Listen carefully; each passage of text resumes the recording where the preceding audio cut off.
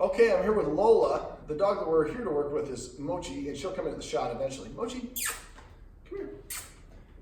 So, yes, imagine that. A treat comes and suddenly the dog's motivated. So in this video, I'm going to go over some tips and tricks that will help you have a more productive walk, especially sit, if you have a dog that's really excited for the walk. So first thing I want to do is talk about what you shouldn't do. A lot of us, when our dogs are very excited for the walk, we're the cause of it. Mochi, you want to go for a walk? You want to go for a walk? Walkie, walkie, walk, walk. You want to go for a walk? Want to go for a walk? And they get all crazy. We wonder why our dogs are crazy. Now, for dogs, excited is not the same thing as happy. Excited is when dogs are going to be more likely to make mistakes like we do. She has excited and submissive urination. It's also probably related to being overstimulated one way or the other. So the first thing I want to do is talk about leashing your dog up. Most of us, like I said, we're doing the walkie-walkie. So don't do that because that'll get them all amped up. So what you want to do instead is we're going to use a little operant conditioning. Oh, by the way, if your dog is nervous and you pet it, you can make it more nervous. You can lay your hand on the dog, and that is comforting for them. But as soon as you start petting them, you're going to make it worse. So if she is nervous, lay your hand on if you want, but the best thing to do is increase distance. Okay, so let's say that the chair there, can you see the chair there at the end of the shot? Okay, let's say the chair there is where the leash is kept. This is obviously not to scale. I get up and I start walking to where the leash is. The dog recognizes, Mochi's like, oh, we're going for a walk. He's walking to the place the leash is. And I'm going to beat him to the punch and they get there first. So she runs ahead of me. As for dogs, whoever's in front is the leader. So if I continue throughout that process with her in the front, then she thinks she's in charge of me. So as I'm walking towards her, as soon as she walks in front of me or runs in front of me, I turn around and I go sit back down in the chair. I don't correct, I don't say no, just nothing happens. I've got a lot of treats in my pouch. So this part will take you several times of stopping. So you start walking and you're not saying anything and you're not getting frustrated when the dog does it. The secret for this is to do this at times when you are not planning on going for a walk. So that way, yes, she's sneaky. That way you take out your baggage out of the whole situation. Yes, you're gonna come up here, huh? All right, so eventually you'll be able to walk all the way to where the leash is and the dog stays calm. Now let's say the leash is hanging, we'll just put it right here. So let's say the leash is like that. So as soon as I get to where it is, I say sit. Now this is Lolo, who is not the trouble dog. Lolo, sit. This is the part where you sit and maybe look good on the camera. Oh, somebody else will come, huh? Sit. This is what I'm talking about off camera. I pull out one treat and say sit. Sit. That was where you're supposed to be the good old wise dog. I pay whoever does what I want.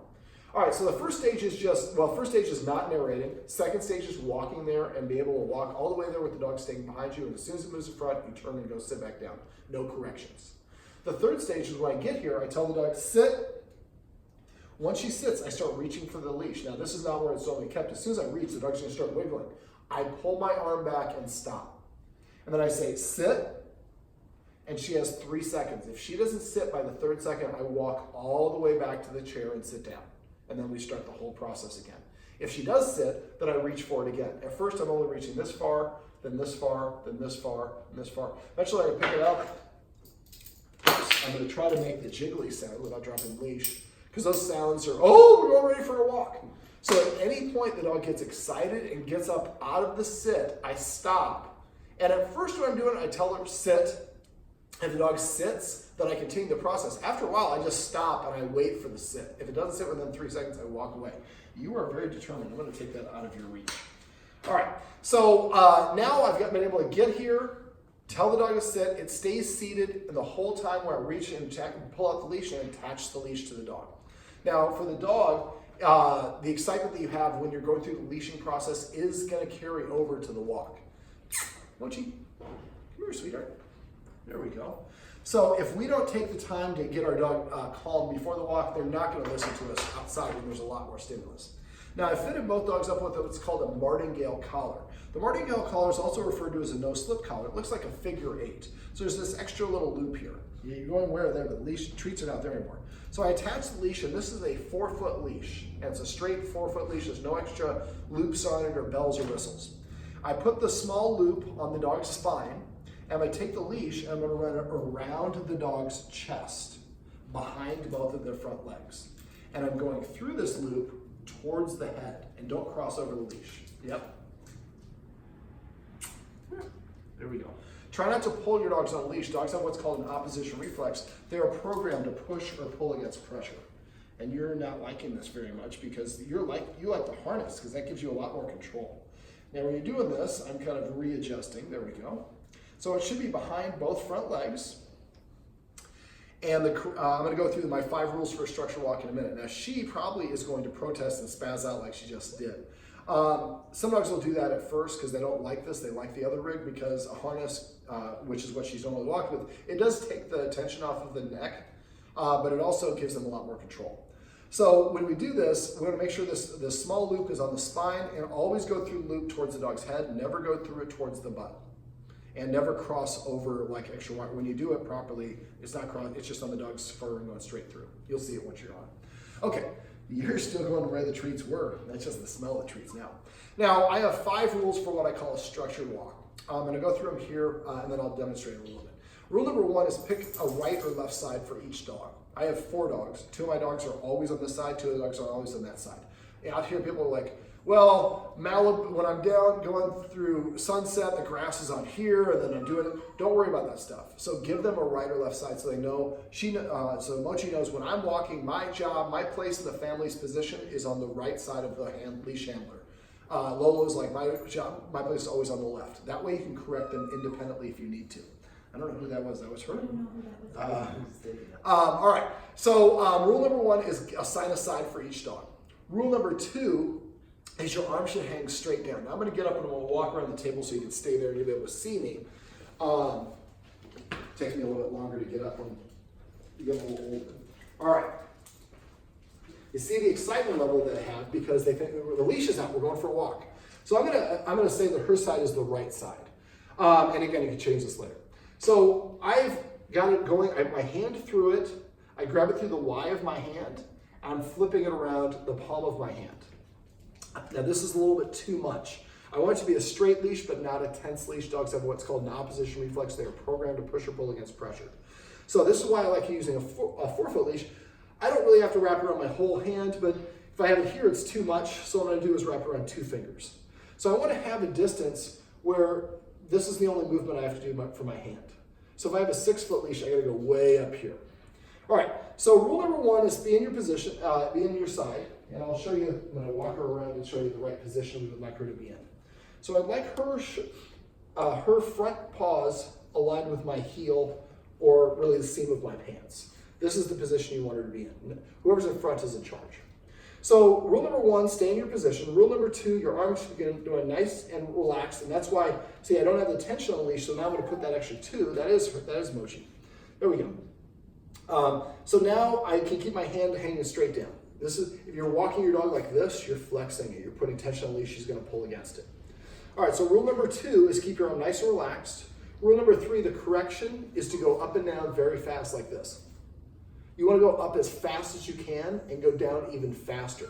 Dogs have an opposition reflex, so they will push or pull against pressure. So we're gonna give them a correction before they get a chance to pull again. Now I should preface this by saying, this is not to teach your dog with a loose leash. This is using a tool that gives you more control. There's a difference. I would rather teach you how to teach your dog to walk with a loose leash, but that takes a lot more time. Okay, so I got it wrapped around 3 fingers, and this is a comfortable distance for me. Are either one of you OCD? I can, if this bothers you, let me know. I'll show you how to take it. A lot of people it does, and there's nothing wrong with that.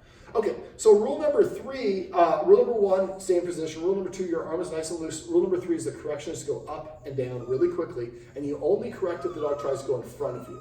If the dog lags behind, I let my arm go limp like a noodle and just keep walking. The rig will keep the dog with me.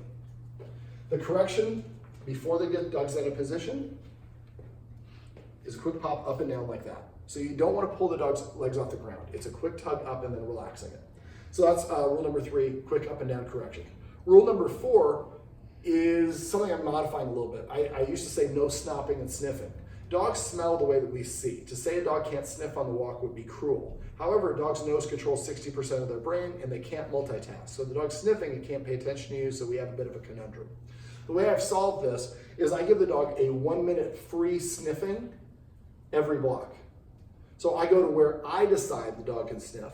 I undo the special twist of the leash, the part around the chest, and I say free. You know, the dog has 60 seconds. It can roll around, it can scratch the dirt, it can sniff the flowers, it can do whatever it wants to do. Then when the 60 seconds is up, I put the leash back around the chest and on we walk again. So every block the dog does get some stimulation, and it is very stimulating for dogs to sniff. Taking a walk every once in a while where your dog can sniff the whole time is actually a good thing. It can be very physically draining. And when you walk, I'd like you to change how you think about the walk. Most of us calibrate the walk thinking of the conclusion. I want you to think of the walk, I'm going for a 12-minute walk. So we're gonna spend 6 minutes walking in one direction and turn around, and we're gonna walk back for about 6 minutes, but we're not like walking the whole time. We're just I'm gonna go in this direction, the dog's gonna sniff and go where it wants to go. That's healthy and important for them to do at times. We just are so in our own world and so going boom, boom, boom, boom, boom, we often forget and create not a very fun activity for the dog. So every once in a while, try to have one of those walks where I get to sniff around and do wherever I want. Do they mark on walks? They pee a little bit in a lot of places. She does. So for dogs, they can mark in 3 ways. They can urinate to mark, they can lick to mark, they can scent mark. Scent mark is usually the dog walks like and drags their shoulder along the side of the couch. They're trying to make the couch smell like them. If you sit up if you have your feet on the ottoman, the dog comes and scratches its back behind you, it's probably scent marking you. They can also be OCD, but some dogs will lick you a lot compulsively to mark you that way. So if a dog marks and it has problems in the house and doesn't listen, then I don't let them mark on a walk. We go out to start the walk, I say, this is the place to do your business. Then we continue the walk, and I do not let them, and when you're walking, if there's a fire hydrant here and I walk and I stop right here, you bet the dog's gonna pee on it. Don't stop at places where the dog's gonna walk. If it wants to stop, you let your arm go limp and you just keep walking and the dog will come with you. Of course, there we go. All right, so I don't let them mark on walks. So those are my 5 rules for a structured walk. So yes, now she's whining a little bit because she likes the other rig. The other rig is, first of all, some black shirt man isn't going to sit here talking for 5 minutes. We actually be out in the street walking right now. This is a little anxiety. So the trick for this is to practice leashing your dog up at times when you're not going for a walk. Once you meet your dog, go through the whole process of attaching the leash, then try to attach the leash and go through the whole process like 3 to 5 times for every one time you take your dog for a walk. So after a while, there's like, oh, is this another drill? I remember we used to actually go, oh, we're walking. And you almost catch them by surprise. This will take care of a lot of the problems that you have on a walk. Right now, she is so BS crazy that she is just losing control of her balance. She's barking and she's whimpering. You hear a little bit of this anxiety. It is multiplied by a factor of like 20 when we're normally taking her for a walk. So you go through this process. This gives you a lot more control, which I'm going to show you one last second. But also we've achieved a calm and relaxed state of mind before we go for a walk. Now let's say we're on a walk and she sees another dog that she has to play with. Well, we have a lot more control with the dog on this sort of rig. This is not what it's designed for. But you do have the ability to pull the dog's feet off the ground if you need to. Now that's, again, emergency situation. Now, the strongest part of any animal is the chest. And there's actually science of swaddling a baby, which our camera person probably had that occur to her when she was a little one. Well, that constriction helps them feel comfortable. The constriction around the chest actually can help the dog feel more content as well. There's something called a thunder shirt that taps into basically the same science as this. And this is what almost every humane society in the country uses because they don't have time to teach the dog to walk with a loose leash, but they have to take it out to potty several times a day. And if it's pulling on the leash and it's hitting the neck and you hear this, you can collapse the trachea, which the guardians are aware of and they don't want to do. This is the best of both worlds. It has the benefit of the harness without the negatives and puts all the tension on the chest. Well, this cutie, oh, that was a good sit, is Mochi.